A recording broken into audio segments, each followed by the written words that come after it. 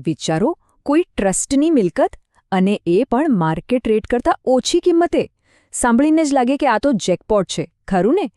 પણ જરા થોભો, કારણ કે આ સોદો જેટલો આકર્ષક દેખાય છે ને, એટલો જ કદાચ એનાથી પણ વધારે જોખમી હોઈ શકે છે. તો જો કોઈ ટ્રસ્ટની પ્રોપર્ટી ખરીદવા, વેચવા કે પછી ભાડે આપવાનું વિચારી રહ્યા હો, તો આ વાત ખાસ ધ્યાનમાં લેવા જેવી છે. કેમ કે સમજો કે આ કોઈ રેગ્યુલર પ્રોપર્ટી ડીલ નથી. આમાં ઘણા બધા કાયદાકીય લેયર્સ અને નિયમો હોય છે, અને એને નજરઅંદાજ કરવાની ભૂલ બહુ મોંઘી પડી શકે છે. હા, બિલકુલ સાચું સાંભળ્યું.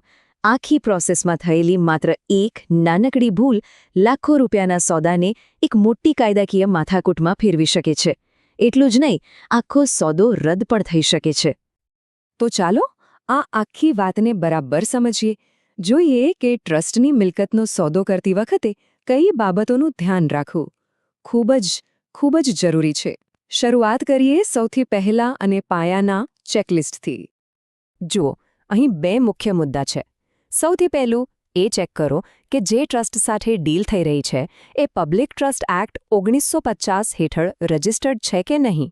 અને બીજું, જે કદાચ એનાથી પણ વધારે ઇમ્પોર્ટન્ટ છે, એ છે કે શું ટ્રસ્ટ ડીડમાં ટ્રસ્ટીઓને પ્રોપર્ટી વેચવાની, ભાડે આપવાની કે મોર્ગેજ કરવાની સ્પષ્ટ સત્તા આપેલી છે. આ બંને સવાલોના જવાબ હામાં જ હોવા જોઈએ. જો એક પણ જવાબ ન હોય તો બસ ત્યાં જ અટકી જજો. આગળ વધવું બિલકુલ સેફ નથી. ઓકે, તો હવે આપણે એ પોઈન્ટ પર આવીએ છીએ જે આખી પ્રોસેસનો સમજી લો કે સૌથી ક્રિટિકલ ગેટવે છે. આ એક એવી શરત છે જેને ભૂલથી પણ અવગણી ન શકાય. બસ આ એક નંબર મગજમાં ફિટ કરી લો, 36. પબ્લિક ટ્રસ્ટ એક્ટની કલમ 36. આ કલમ સ્પષ્ટ કહે છે કે ટ્રસ્ટની કોઈ પણ સ્થાવર મિલકત વેચવી હોય, 99 વર્ષ માટે લીઝ પર આપવી હોય કે ગીરો મૂકવી હોય તો ચેરિટી કમિશનરની અગાઉથી મંજૂરી લેવી ફરજિયાત છે, કમ્પલ્સરી. મતલબ કે આનો સીધો અને સ્પષ્ટ અર્થ એ છે કે જો ચેરિટી કમિશનરની પરવાનગી વગર સોદો કરવામાં આવે તો કાયદાની નજરમાં એ સોદો શરૂઆતથી જ અમાન્ય છે, વોઇડ. જાણે કે એ સોદો ક્યારે થયો જ ન હતો. એનો કોઈ કાનૂની આધાર જ નથી રહેતો.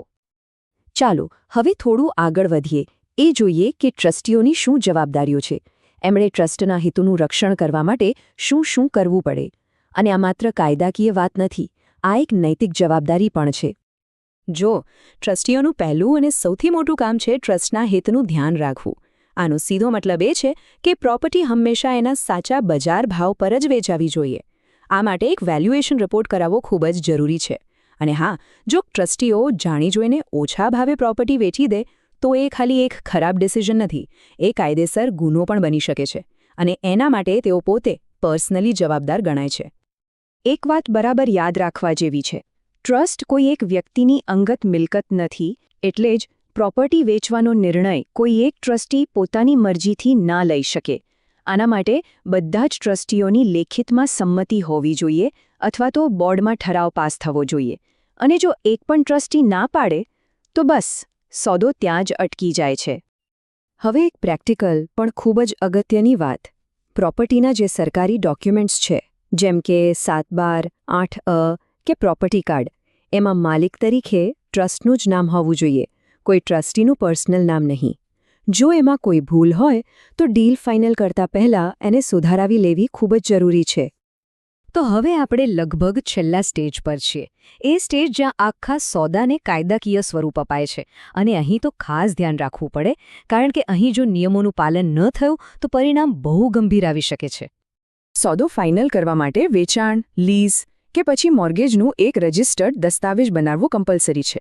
અને સૌથી અગત્યનું, એ દસ્તાવેજમાં ચેરિટી કમિશનરની મંજૂરીનો સ્પષ્ટપણે ઉલ્લેખ હોવો જ જોઈએ. આ એક લાઇન જ આખા સોદાને કાયદાકીય રીતે મજબૂત બનાવે છે. તો ચાલો આખી વાતને ટૂંકમાં સમજી લઈએ. જો આ બધા નિયમોનું પાલન ન થાય તો શું થઈ શકે? 2 મુખ્ય વસ્તુઓ. પહેલું, ચેરિટી કમિશનરની મંજૂરી વગરનો સોદો કાયદાકીય રીતે શૂન્ય છે, મતલબ કે ભવિષ્યમાં ગમે ત્યારે એ રદ થઈ શકે છે. અને બીજું, જે ટ્રસ્ટીઓએ આ નિયમો તોડ્યા છે એમની સામે પર્સનલી કાયદાકીય કાર્યવાહી થઈ શકે છે. એટલે હવે પછી જ્યારે પણ કોઈ ટ્રસ્ટની મિલકતનો સોદો સામે આવે ત્યારે એક સવાલ ચોક્કસપણે પોતાની જાતને પૂછજો: શું આ સોદો આ બધી કાયદાકીય કસોટીઓમાંથી પાર ઉતરશે? કારણ કે યાદ રાખજો, સાવચેતી જ એક સુરક્ષિત સોદાની સાચી ગેરંટી છે.